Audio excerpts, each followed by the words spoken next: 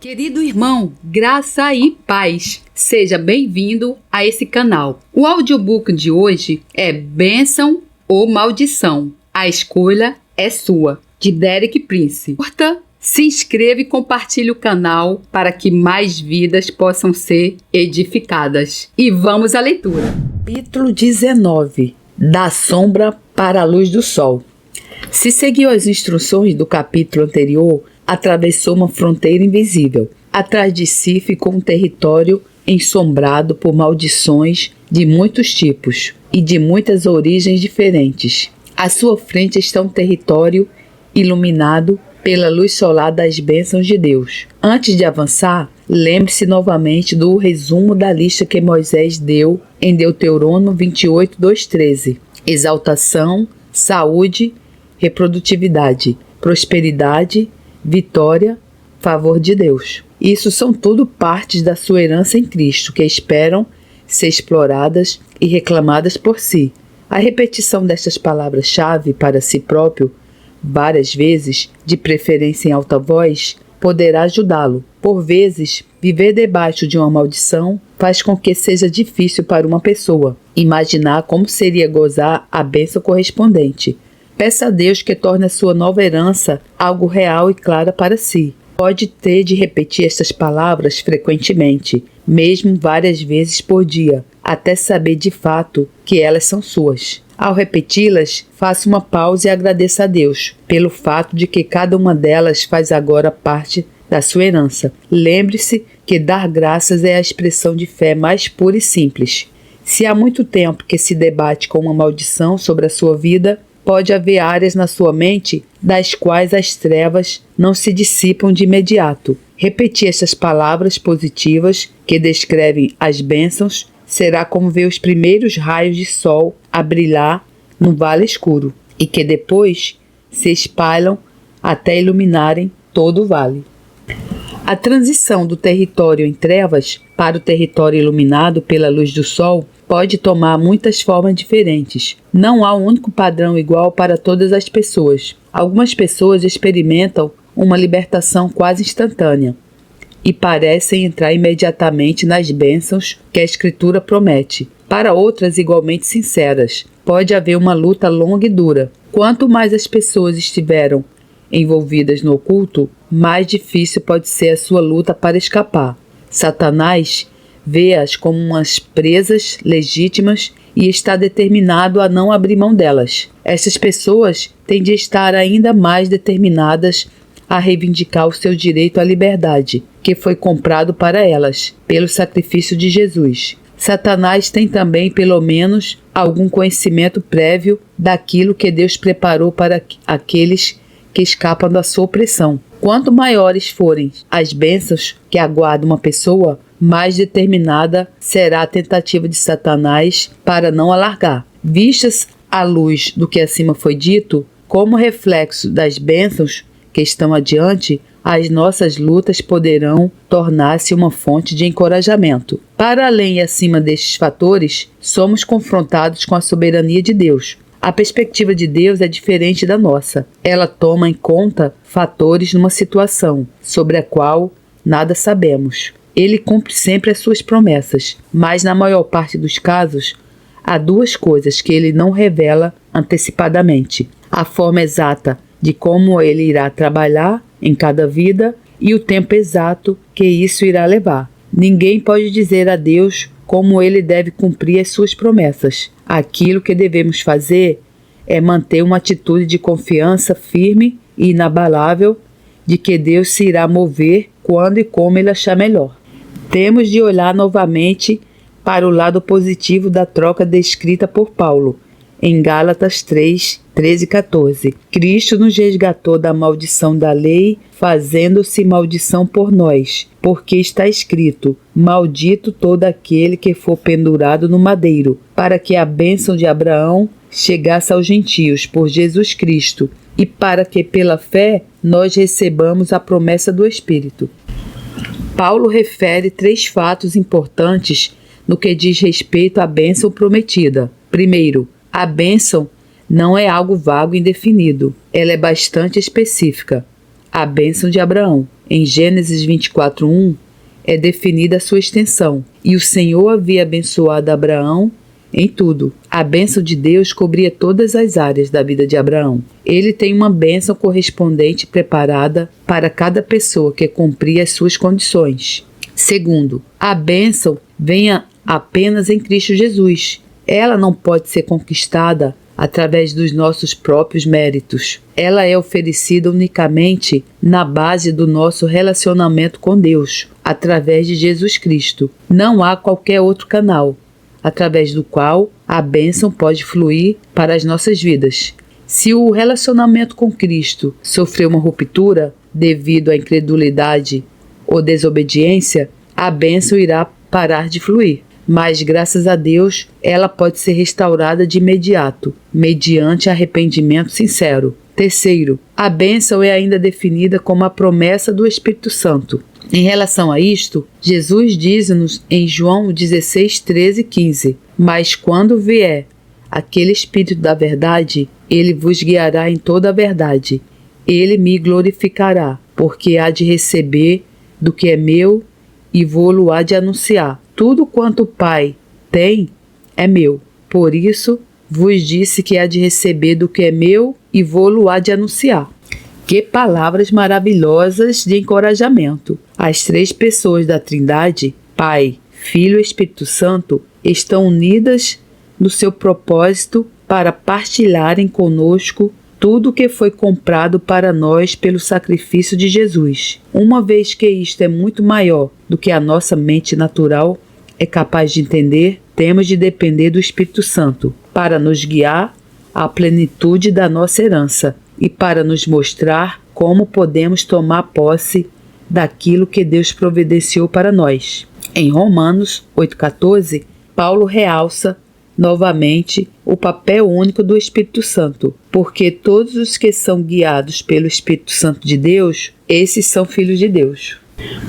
Paulo tem cuidado de empregar nessa passagem um tempo verbal progressivo, todos os que são continuamente guiados pelo Espírito Santo de Deus. Ser guiado pelo Espírito Santo não é uma experiência de um momento, é algo do qual devemos depender de segundo em segundo. É o único caminho pelo qual chegaremos à maturidade espiritual. Através disso, passamos de criancinhas a filhos maduros de Deus. Infelizmente, muitos cristãos nunca usufruem plenamente da direção e presença do Espírito Santo, por uma simples razão: eles não se apercebem que ele é uma pessoa. Ora, o Senhor é Espírito. 2 Coríntios 3,17. Da mesma forma que Deus, o Pai, é Senhor e Deus, o Filho, é o Senhor. Assim também, Deus, o Espírito, é o Senhor. Ele não é apenas uma abstração teológica, nem um conjunto de regras, nem metade de uma frase no final do credo dos apóstolos. Ele é uma pessoa e quer que cultivemos um relacionamento pessoal e íntimo com ele. O Espírito Santo tem as suas próprias características distintas. Ele não é agressivo, não força as coisas, nem grita conosco. Normalmente ele fala em tons suaves e dirige-nos através de impulsos gentis. Para receber a sua direção, temos de permanecer atentos à sua voz e sensíveis aos seus impulsos. Para além do mais, o Espírito Santo lida com cada um de nós como indivíduos. Não existe um conjunto de regras estabelecidas que toda a gente tem de seguir para poder entrar nas bênçãos de Deus. Cada um de nós tem uma personalidade especial e distinta, com necessidades e aspirações únicas, com pontos fortes e fraquezas únicos. O Espírito Santo respeita a nossa singularidade. Alguém disse que Deus nunca faz de um crente uma cópia de outro crente, nem produz cristãos numa fábrica com linha de montagem. Só o Espírito Santo é que conhece os perigos especiais que nos ameaçam em qualquer situação, ou as bênçãos específicas que irão de encontro às nossas necessidades individuais. Ele guia-nos com fidelidade através dos perigos e expõe-nos às bênçãos. Se começarmos a seguir qualquer sistema religioso, ou se nos moldarmos a nós próprios, segundo outro cristão, iremos perder algumas das melhores bênçãos que Deus tinha demarcado para nós. Por isso, seria sensato parar agora por alguns instantes e oferecer uma breve oração. Espírito Santo, Eu abro meu coração e mente para ti. Revela-me as bênçãos que Jesus alcançou para mim e como é que eu posso recebê-las. Em Hebreus 10:14, anteriormente citado no capítulo 17, o escritor usa dois tempos verbais em contraste para descrever dois lados opostos da troca que ocorreu na cruz. Para descrever aquilo que Jesus alcançou na cruz, ele usa o tempo perfeito do verbo, porque com uma só oblação aperfeiçoou para sempre. Aquilo que Jesus fez está absoluta e eternamente completo. Não há nada que precise ser acrescentado, e nada lhe poderá ser retirado.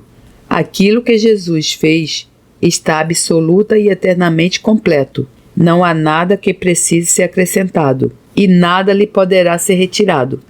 Por outro lado, noutra tradução, de forma a descrever o resultado do sacrifício, naqueles que o aceitaram, o texto aparece num presente contínuo, os que estão sendo santificados. A apropriação que fazemos do sacrifício não fica imediatamente completa. Ela é progressiva. O processo pelo qual tomamos posse dele é descrito como sendo santificado, ou seja, sendo separados para Deus em santidade. Ao alinharmos progressivamente as nossas vidas com os requisitos de santidade de Deus, somos capazes de entrar nas suas bênçãos de uma forma mais plena. Quando confrontados com este desafio, por vezes, os cristãos respondem: mas eu pensei que tinha tudo quando nasci de novo. A resposta é sim e não. Esta questão tem duas faces, a legal e a experimental. A resposta irá divergir de acordo com a perspectiva que tomamos. Legalmente, de fato, adquirimos tudo quando nascemos de novo. De acordo com Romanos 8,17, quando nos tornamos filhos de Deus, fomos feitos herdeiros de Deus e co-herdeiros de Cristo. Legalmente, a partir daquele momento, foi-nos dado o direito de partilharmos de toda a herança de Cristo com Ele. No entanto, ao nível da experiência, ficamos apenas no princípio de um processo que leva uma vida inteira a completar. A vida cristã poderia ser descrita como uma progressão do legal para o experimental, passo a passo, em fé. Temos de tomar posse, pela experiência, de tudo que já é nosso por direito legal, através da nossa fé em Cristo. É a isto que o escritor de Hebreus chama de sendo santificado. Em João 1:12-13, o apóstolo diz em relação àqueles que nasceram de novo, ao receberem Jesus, que Deus lhes deu o poder de serem feitos filhos de Deus. A palavra grega aqui traduzida por poder é exousia, normalmente traduzida por autoridade. É isto que a pessoa recebe, de fato, ao nascer de novo. Autoridade para ser feito filho de Deus. Ao nascer de novo, a pessoa recebe autoridade para ser feito filho de Deus. Contudo, a autoridade só é efetiva quando é exercida. O potencial do novo nascimento é ilimitado, mas os resultados palpáveis dependem do exercício da autoridade, que lhe está adjacente. Aquilo que uma pessoa será através do novo nascimento é determinado pela extensão do exercício da autoridade dada por Deus. Há um íntimo paralelo entre a experiência de crentes ao entrarem nas bênçãos de Deus na nova aliança e a dos israelitas ao entrar em Canaã sob a antiga aliança. Na primeira aliança, Deus conduziu seu povo a uma terra prometida, sob um líder chamado Josué. Na segunda aliança, Deus conduz o seu povo a uma terra de promessas, sob um líder chamado Jesus, que é uma outra forma de Josué. Assim como a terra de Canaã era a herança física indicada para Israel, da mesma forma, as promessas de Deus oferecidas através de Jesus são a herança espiritual indicada para os cristãos nesses tempos. Os mesmos princípios que se aplicaram aos israelitas aplicam-se assim aos cristãos de hoje. Em Josué 1:2-3, Deus deu instruções a Josué sobre como os israelitas deveriam tomar posse da sua herança. Moisés, meu servo, é morto. Levanta-te, pois, agora, passa esse Jordão, tu e todo esse povo, a terra que eu estou dando aos filhos de Israel. Todo lugar que pisar a planta do vosso pé, vô-lo tenho dado, como prometi a Moisés. Nesta passagem está patente, precisamente, o mesmo contraste de tempos verbais que em Hebreus 10:14, no versículo 2. O Senhor usa um presente contínuo, eu estou dando a terra. Mas no versículo 3, ele usa o tempo perfeito do verbo, tenho dado a terra. A partir do versículo 3, a posse legal de Canaã ficou estabelecida. Ela pertencia a Israel. No entanto, o nível da experiência nada havia mudado. Os cananeus ainda estavam a ocupar a terra. O desafio colocado a Josué e ao seu povo era o de passarem do legal ao experimental, dando um passo de cada vez. À medida que colocavam seus pés no lugar, ele tornava-se seu, não apenas legalmente, mas também ao nível da experiência. Se os israelitas tivessem respondido à promessa de Deus da mesma forma que alguns cristãos gostariam de responder, a história teria sido muito diferente. Eles ter-se-iam alinhado na margem este do Jordão, cruzado os braços, olhando para o oeste, dito: é toda nossa. Mas os cananeus ter-se-iam rido deles. Eles sabiam quem é que ainda possuía a terra. Mas, na verdade, Josué e o seu povo agiram de forma muito diferente. Primeiro, atravessaram o Jordão, através de um milagre que Deus fez em resposta à sua obediência. Depois, cercaram e capturaram Jericó, novamente por milagre. Mas, depois disso, foram progredindo, especialmente através de batalhas e não por causa de milagres. Eles prosseguiram em todas as direções na terra de Canaã e lutaram uma longa série de batalhas contra os vários habitantes da terra. Mesmo depois de muita guerra árdua, a sua tarefa ainda não tinha sido cumprida.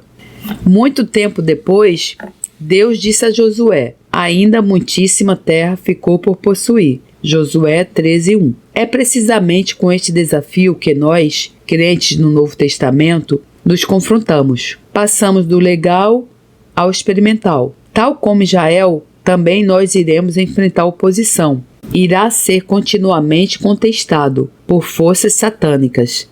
E temos de aprender a ultrapassá-las com as armas espirituais que Deus nos providenciou. Em última instância, as promessas de Cristo no Novo Testamento são dadas apenas a um tipo de pessoa, ao que vencer. Vê Apocalipse 2:3. O direito à herança encontra-se resumido em Apocalipse 21:7. Quem vencer dará todas as coisas.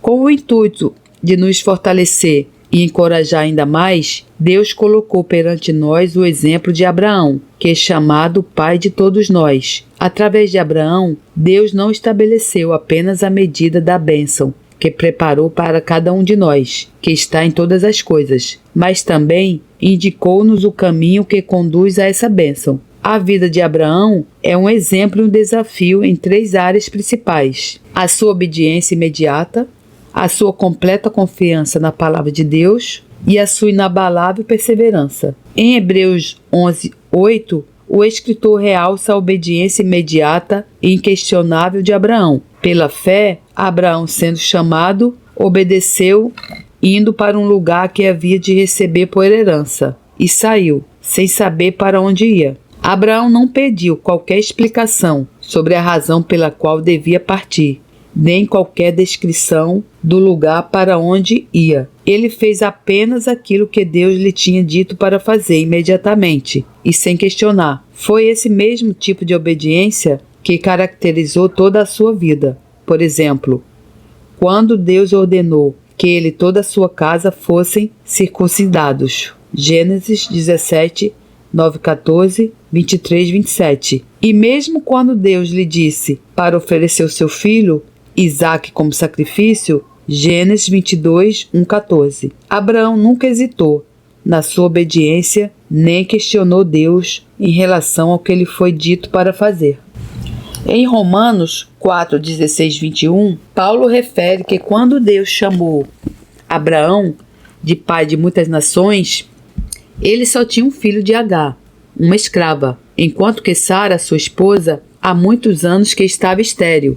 No entanto, ele entendeu a descrição que Deus fez dele como sendo verdade desde o momento em que ela foi proferida. Uma vez que ele aceitou a palavra de Deus, sem a questionar, mesmo contra a evidência palpável, houve um cumprimento físico que foi confirmado pelos seus sentidos. De fato, passaram cerca de 25 anos desde o momento em que Deus prometeu pela primeira vez a Abraão que os seus descendentes iriam ser tão numerosos como as estrelas, até o nascimento do filho, que era o herdeiro prometido. Ao longo de todos aqueles anos, ele não teve nada a que se agarrar senão a promessa de Deus. Ele deve ter enfrentado inúmeras tentações para o desencorajar. Contudo, nunca desistiu nem abandonou a sua fé. Finalmente, a recompensa da sua firmeza é resumida em Hebreus 6,15. E assim, esperando com paciência, alcançou a promessa. Em Romanos 4, 11 e 12, Paulo diz-nos que somos filhos de Abraão, se seguirmos as pisadas da fé de Abraão. Este é o requisito bíblico para entrarmos na bênção de Abraão, prometida em Gálatas 3,14. Tal como Abraão, temos de aceitar a palavra de Deus como elemento certo e imutável da nossa experiência. Todas as opiniões variáveis dos homens e todas as impressões flutuantes dos nossos sentidos são apenas erva que seca. Mas a palavra de nosso Deus subsiste eternamente. Isaías 48. Todavia, a nossa aceitação da palavra de Deus não pode ser puramente intelectual ou teórica. Temos de demonstrá-la nas nossas ações, tal como Abraão, através de uma obediência imediata, inquestionável, e de uma firme perseverança perante todo o desencorajamento. Desta forma, iremos testemunhar que a palavra de Deus será provada verdadeira na nossa experiência. Iremos conhecer a bênção de Deus, tal como Abraão conheceu em todas as coisas. Satanás irá opor-se a nós continuamente, com pressões mentais e emocionais, dúvidas, medo, culpa, confusão e por aí fora. Ele também pode assediar nossos corpos com várias formas de enfermidade física, mas Deus providenciou para nós uma arma extremamente eficaz contra tudo isso, a sua palavra. Em Efésios 6,17, Paulo dirige-nos: tomai a espada do Espírito, que é a palavra de Deus. Isto requer a ação conjunta do humano e do divino. A espada é a espada do Espírito Santo, mas é nossa responsabilidade tomá-la. Se nós a tomarmos, o Espírito Santo irá usá-la.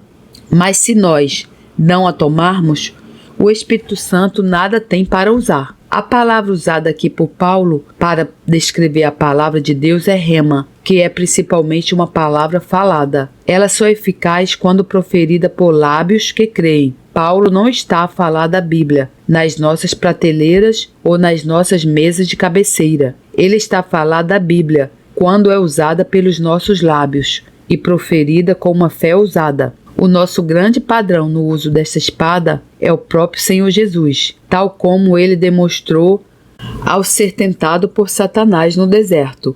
Vê Mateus 4, 11. Cada uma das 3 tentações de Satanás continha a palavra si. Por outras palavras, o seu objetivo era produzir dúvida. As 2 primeiras tentações começam com a expressão se tu és o Filho de Deus. Pouco tempo antes disso, quando Jesus foi batizado por João no Rio Jordão, Deus o Pai tinha declarado publicamente: este é o meu Filho amado, em quem me comprazo. Mateus 3,17. Agora, Satanás estava a tentar Jesus para duvidar daquilo que o Pai havia dito acerca dele. A terceira tentação também começou com si, mas já não era uma tentação apenas para duvidar, mas também para o levar à desobediência. Se te prostrares e me adorares, Satanás estava a desafiar Jesus a cometer o maior de todos os pecados, quebrar o primeiro mandamento. As tentações que Satanás traz contra nós, enquanto discípulos de Jesus, irão seguir um padrão semelhante. Primeiro, ele irá tentar-nos a duvidar daquilo que Deus disse sobre nós, duvidar que os nossos pecados foram perdoados, que Deus nos ama de verdade, que fomos aceitos na família de Deus como seus filhos, que fomos libertos da maldição e que entramos na bênção. mas a sua última tentativa para nos tentar será sempre para nos dirigir à desobediência. Jesus usou apenas uma arma para derrotar Satanás, a rema, a palavra de Deus proferida. Ele contrapôs cada tentação com a mesma expressão. Está escrito. Cada uma delas era uma citação direta das Escrituras do Antigo Testamento. Satanás não tem qualquer defesa contra a palavra de Deus citada diretamente contra ele. Ele tem de se retirar derrotado. Em tudo isto, Jesus é o nosso exemplo perfeito. Ele não confiou em qualquer sabedoria ou argumento seus, mas usou precisamente a mesma arma que Deus nos deu, a palavra de Deus. A nossa segurança depende de seguirmos o exemplo de Jesus. Seria com certeza uma tolice confiarmos na nossa própria sabedoria, força ou justiça. Satanás é 1000 vezes mais esperto e forte do que nós. Ele é capaz de apontar 1000 defeitos na nossa justiça, mas há uma arma contra a qual ele não se pode defender: a palavra de Deus proferida em fé. Há uma arma contra a qual Satanás não se pode defender: a palavra de Deus proferida em fé. É este, pois, o caminho que nos conduz para fora do território ensombrado por maldições ao território banhado pela luz solar das bênçãos de Deus. O seu primeiro requisito é uma fé determinada e inabalável, baseada na troca que ocorreu na cruz. Uma vez assim, considera as promessas de Deus eficazes a partir do momento em que são aprendidas. Não esperamos pela confirmação dos sentidos. Através de uma obediência imediata, inquestionável e de uma persistência paciente, passamos dos nossos direitos legais em Cristo para o seu usufruto pleno da experiência. Enfrentamos toda a oposição satânica com a espada do Espírito, a palavra de Deus proclamada. Questionário. 1.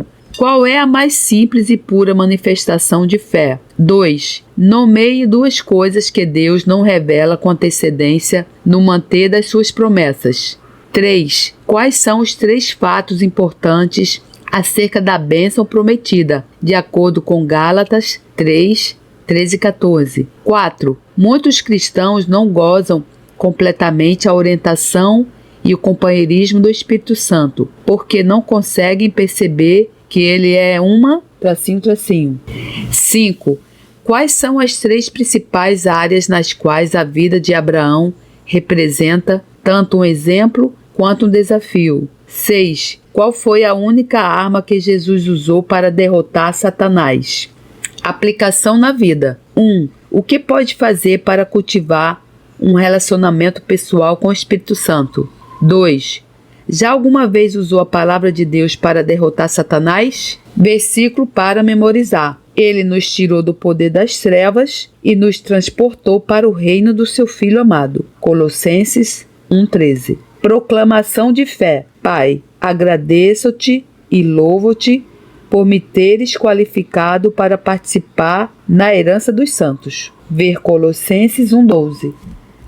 Respostas. 1. Dando graças. 2. A forma como ele irá atuar e o tempo que irá levar. 3. É específico. A bênção de Abraão. Ele vem somente em Jesus Cristo e é definido como a promessa do Espírito Santo. 4. Pessoa. 5. A pronta obediência, completa confiança na palavra de Deus e a sua resistência inabalável. 6. O rema, ou a palavra de Deus falada. Glória a Deus, louvado seja o Senhor, que a graça do Senhor Jesus Cristo, o amor de Deus e a comunhão do Santo Espírito estejam com vocês. Amém. Deus lhe abençoe.